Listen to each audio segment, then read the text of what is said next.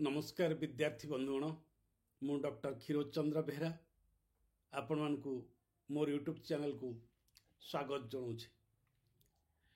विद्यार्थी बंधुगण आपण मानकर अप्रमित भल पाइबा मते अनेक आनंद प्रदान करुछि।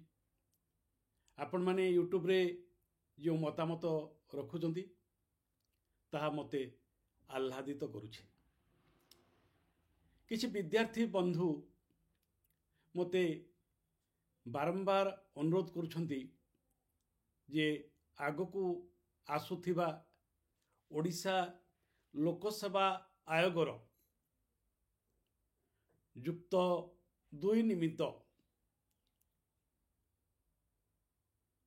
सहकारी प्रोफेसर रो जो साक्षात्कार परीक्षा अनुष्ठित होबाकू जाउछि सेथिपाई किछि यूट्यूब माध्यम रे परामर्श प्रदान करबा निमित्त बारंबार अनुरोध करुछंती। से माने जो अनुरोध करुछंती तांकर अनुरोध रो उत्तर रे मु से यूट्यूब रे से मानकू जणैछि जे पूर्वरु मोर एक वीडियो रहिछि साक्षात्कार प्रस्तुति निमित्त एवं आपण ताकू दया करी देखंतु। से माने से वीडियो को देखिला परे भी कहउचंती जे जेहेतु यह पीजीटी अर्थात पोस्ट ग्रेजुएट टीचर बा स्नातकोत्तर शिक्षक पदवी निमित्त ए साक्षात्कार होउची तेणु आपण आमको आउ किछि परामर्श प्रदान करंतु। सेही अनुरोध क्रमे आजिरो ए वीडियो आजिरो ए अध्याय जे आपण माने किपरि सफल भावरे ओडिशा लोकसेवा आयोगर स्नातकोत्तर शिक्षक पदवी साक्षात्कार परीक्षा को सम्मुखीन हबे से संपर्क रे मु मोर ज्ञान मते किछि परामर्श प्रदान करिबी। विद्यार्थी बंधुगण प्रथमरु मने रखंतु एहा साक्षात्कार परीक्षा बा व्यक्तित्व परीक्षा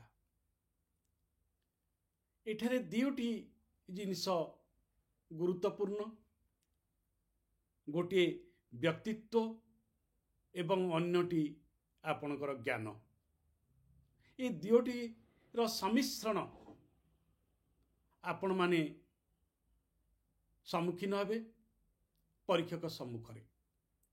आ गोटे कथा कहि दउछि ओपीएससी बा ओडिशा लोकसेवा आयोगर परीक्षा गुड़िक अति उन्नत मानर सेथिरे जो परीक्षक माने जोग देई थांती से माने बहु अभिज्ञता संपन्न तेणु आपण न कहिले मध्य से माने आपण को व्यक्तित्व आपण को उत्तर देवा शैली से माने आपण कौन जानी कौन न जानी ताहा जानी जाती। तेणु मोर प्रथम परामर्शटी हेउछि जे आपण जेतेबेले परीक्षार सम्मुखीन होउचंती इंटरव्यूर सम्मुखीन होउचंती प्रथमे मनस्थ कर नै जिवे मन भितरे जे आपण किछि लुचेइबे नै आपण सेमानकु प्रतारित करिवेनी आपण सेमानकु किछि भूल तथ्य प्रदान करिवे नाही। आपण स्वच्छता बजाय रखिबे आपण जानिचंती ठीक अछि जेति जानिचंती सेति कहिबे न जानिचंती विनम्र भावरे जानि नाही बोली कहिबे से माने आपणकु निश्चय जेहेतु आपण लिखित परीक्षा रे कृतित्व अर्जन करचंती एवं व्यक्तित्व परीक्षा रे सम्मुखीन होइचंती से आपण को निश्चय सुजोग देबे से माने जानिबा पई चाहंती जे आपणकर ज्ञानर परिसीमा केते समस्तकर ज्ञानर परिसीमा समान नुहे हुए तो कि केउ विषय अधिक जानिथिबो आउ केउ विषय कम जानिथिबो किछि तो जानिथिबो नहले आपण केमिति व्यक्तित्व परीक्षा को सम्मुखीन होउचंती।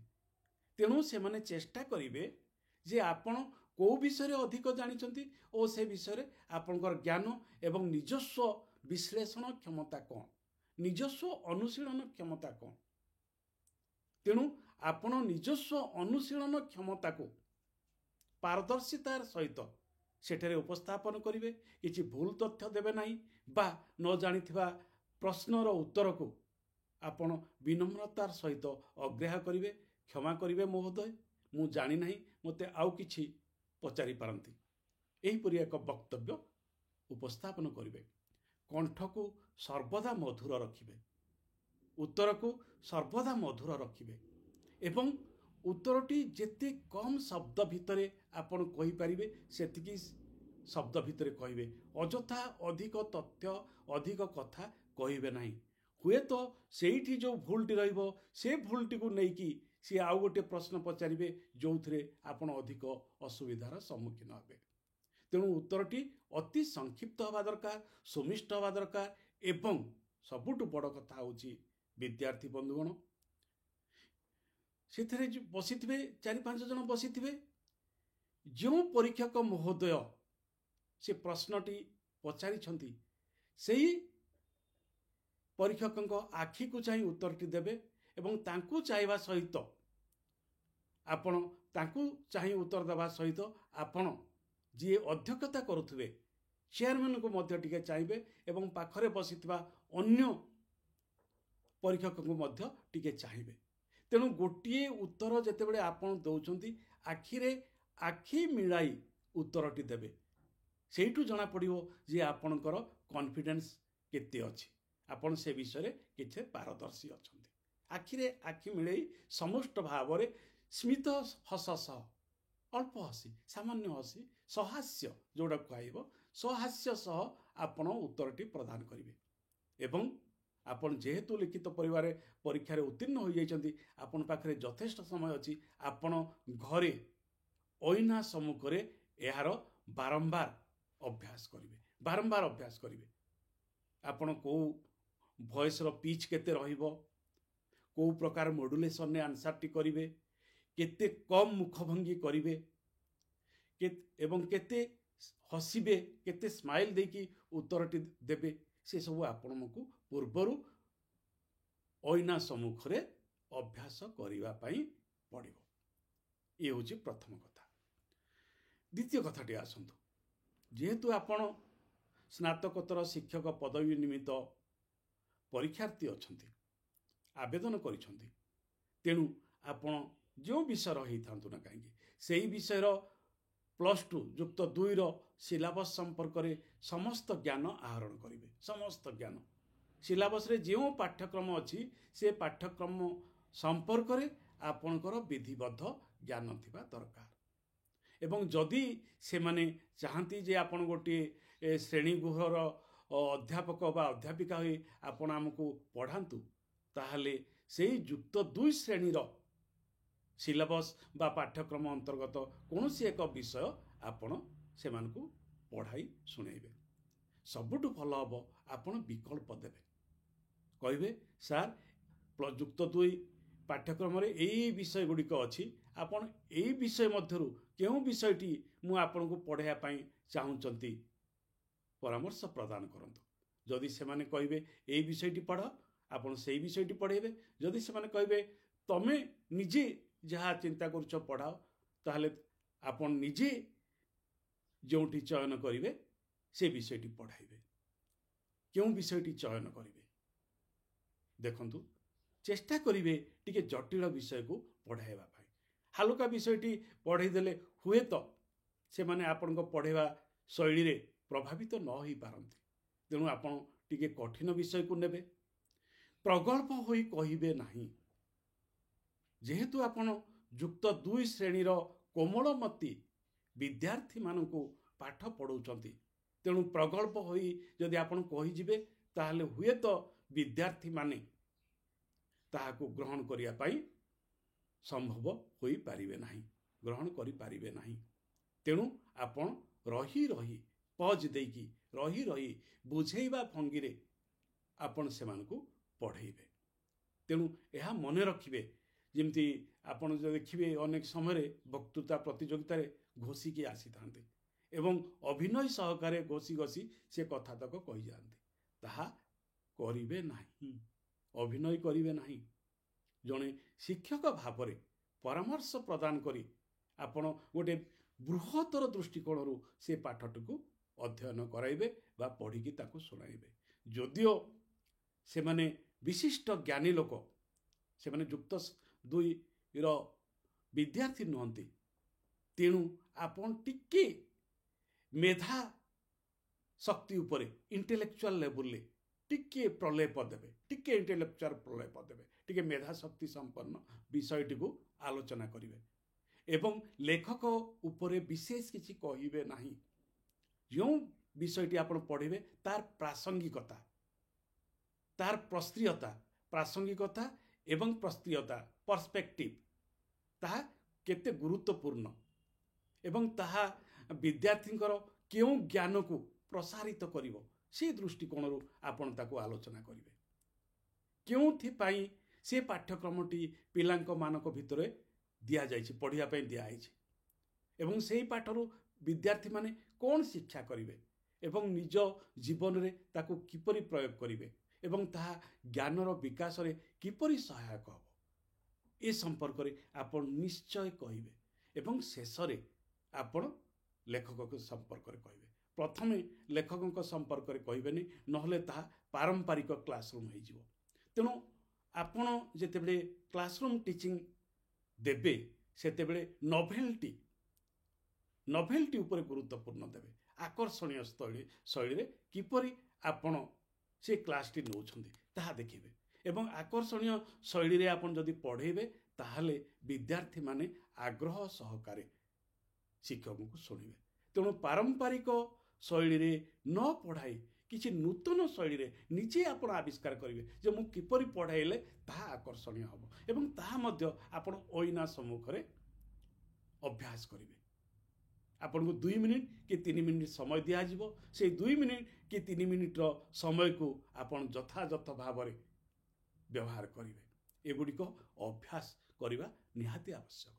ତେଣୁ ଆପଣ ଅଭ୍ୟାସ କରିବେ ଏବଂ ଶେଷ କଥାଟି ହେଉଛି ଯେ ଆପଣ ସମକାଳର ସାହିତ୍ୟ ସମ୍ପର୍କରେ ବା ଯେକୌଣସି ଯେଉଁ ବିଷୟରେ ଆପଣ ଅଧ୍ୟୟନ କରୁଛନ୍ତି, ଯେଉଁ ବିଷୟର ଆପଣ ଆବେଦନ କରୁଛନ୍ତି, ସେହି ବିଷୟର ସାମ୍ପ୍ରତିକ ସ୍ଥିତି ସମ୍ପର୍କରେ କିଛି ଜ୍ଞାନ ଆହରଣ କରିଥିବେ।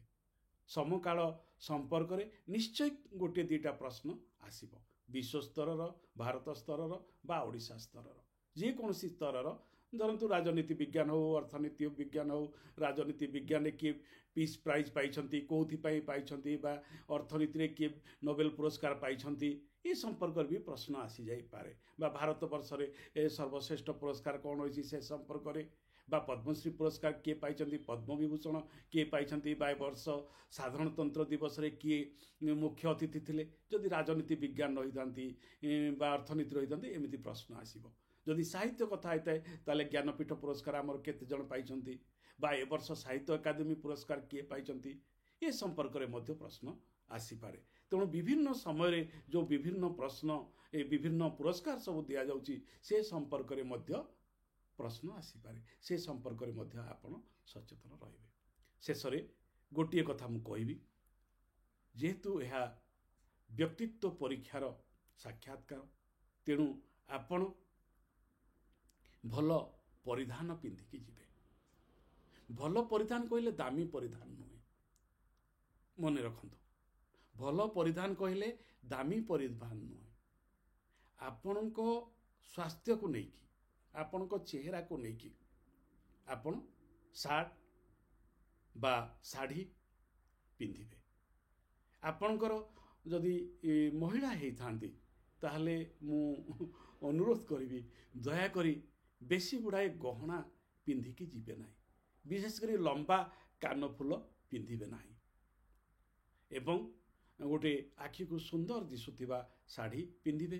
ସେହିପରି ପିଲାମାନଙ୍କୁ ମୁଁ କହିବି, ଆପଣମାନେ ଯଦି ଫୁଲ୍ ସ୍ଲିଭ୍ ବା ପୁରା ହାତ ଥିବା ସାର୍ଟ ପିନ୍ଧିକି ଯିବେ, ଉଜ୍ଜଳ ରଙ୍ଗର ସାର୍ଟ ପିନ୍ଧିବେ ନାହିଁ। निहाती येलो रेड पिंक ये सब सार्ट पिंधिकी जीवे नहीं व्हाइट बा क्रीम कलर बा नील ईसत नील आकाशिया रंगर सार्ट पिंधिकी जीवे ब्लैक पेंट सहित बा व्हाइट पेंट सहित तेणु कौन पिंधिबे ताहा टिके आगरू चिंता करिवे केश विन्यास ठीक रखिबे एवं निहाती फुरफुर करी चुटी उड़ेकी जीवेनी तेल प्रयोग कले किसी असुविधा नाही तेणु आपणकर मुखमंडलटी जमती उज्जवल रहिबो से चिंता करिवे स्मितहास देवे मुंड सामान्य हल्लेकी झुंकिकी सामान्य हल्लेकी झुंकिकी आखिरे आखि मिलाई प्रश्न और उत्तर देवे बहु पूर्वर प्रस्तुत रहिबे जे आपण केउ सार्ट बा केउ साड़ी बा केउ ड्रेस पिंधिबे एवं केउ अलंकार लगेबे एगुडी को आगरु पूर्व प्रस्तुति दरकार एवं यथेष्ट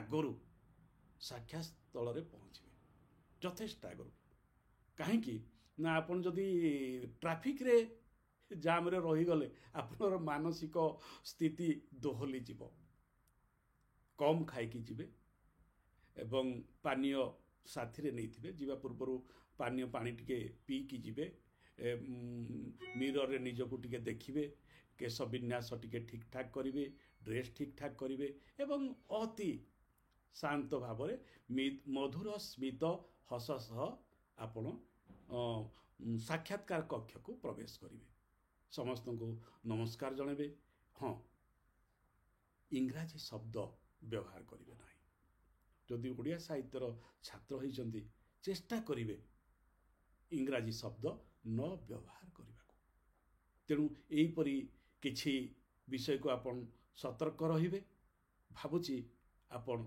निश्चय भल करिवे शेष रे गोटिए कथा जेहेतु आपण लिखित परीक्षा रे भल करिसंती तेणु आपण साक्षात्कार परीक्षा को जाउछंती एक कथा जानिथिबे एक कथा सर्वदा मन रखिथिबे कहीं यह ही कॉन्फिडेंस दब आपन को तेणु साक्षात्कार परीक्षा रे जदि खराब हैला भी विशेष किछि आपनकर समस्या नहीं आपन चाकरीटी पाइजिबे एहीपरि भाबिबे कहीं आपन लिखित परीक्षा रे भल करिसंती तेणु आपन साक्षात्कार परीक्षा को जाउछंती तेणु साक्षात्कार परीक्षा रे जदि आपन 50 भाग भी भल करिसंती बोली भाबी नेबे ताले आपन चाकरीटी पाइजिबे एवं जदि सेही कॉन्फिडेंस नहीं कि आपन जाउछंती एवं 50% आपन भल करिए बोली आपनकर कॉन्फिडेंस अछि सेही 50% आपन को 80% बा 100% तेणु बड़ कथा होची कॉन्फिडेंस तेबे से कॉन्फिडेंस संपर्क रे गोटे छोट कथा कही मु आजिर ए आलोचना को शेष करी कॉन्फिडेंस संपर्क रे मु काली गोटे बही पढ़ुली अति चमत्कार बही इटा बाराक ओबामा लिखिचंती अमेरिकार राष्ट्रपति कृष्णकाय राष्ट्रपति Barack Obama dreams from my father तांको फादर को पाखरो तांको बापा को पाखरो से कौन स्वप्न नहीं कि आसी थिले एवं विश्वर जने सर्वश्रेष्ठ सर्वकालीन सर्वश्रेष्ठ राजनीतिज्ञ भाव में निजको प्रतिष्ठा प्रदान करथिले ए बही रे से संपर्क रे विस्तृत आलोचना रही ए बही रे प्रथम भाग रे से कॉन्फिडेंस संपर्क रे गोटे वाक्य कहउछन्ते कॉन्फिडेंस नथिले आपण आगो को जाई परिबे नाही तेणु कॉन्फिडेंस निहाती आवश्यक ओवर कॉन्फिडेंस नुहे कॉन्फिडेंस संपर्क रे बाराक ओबामा कौन कहउछन्ती आसंत मु आपन को पढ़ी की सुनाउछि से कहउछन्ती confidence the secret of a man's success paragraph टीमती my grandfather would shake his head and get out of his chair to flip on the TV set now there is something you can learn from your dad he would tell me confidence the secret to man's success तांको बापा किपरि car बापा Obama को बापा Barack Obama को बापा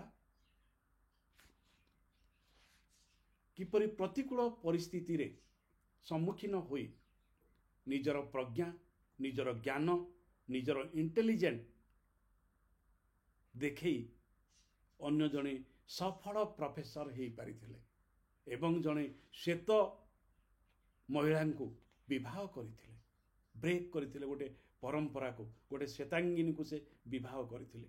ଜଣେ ଆମେରିକୀୟ ଶ୍ଵେତାଙ୍ଗିନୀକୁ ଜଣେ କୃଷ୍ଣକାୟ ବ୍ୟକ୍ତି ବିବାହ କରିବା ଏକ ଅସମ୍ଭବ କଥା, କିନ୍ତୁ ବାରାକ ଓବାମାଙ୍କ ପିତା ସେୟା କରିଥିଲେ।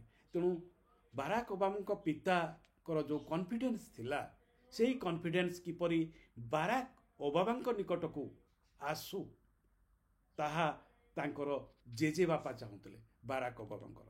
ସେଥିପାଇଁ ସେ କହୁଥିଲେ କନଫିଡେନ୍ସ ଦ ସିକ୍ରେଟ୍ ଟୁ ଏ ମ୍ୟାନ୍ସ ସକ୍ସେସ୍। ତେଣୁ ଆପଣ ଯଦି ସଫଳ ହେବା ପାଇଁ ଚାହୁଁଛନ୍ତି, ତାହେଲେ ଆପଣ କନଫିଡେନ୍ସ ଥିବା ଦରକାର, ସାହସୀ ହେବା ଥିବା ଦରକାର, ଧୈର୍ଯ୍ୟ ହେବା ଥିବା ଦରକାର, ସନ୍ତୁଳନ ମାନସିକତାର ସହିତ ସବୁକିଛିକୁ ସମ୍ମୁଖୀନ ହେବା ଦରକାର।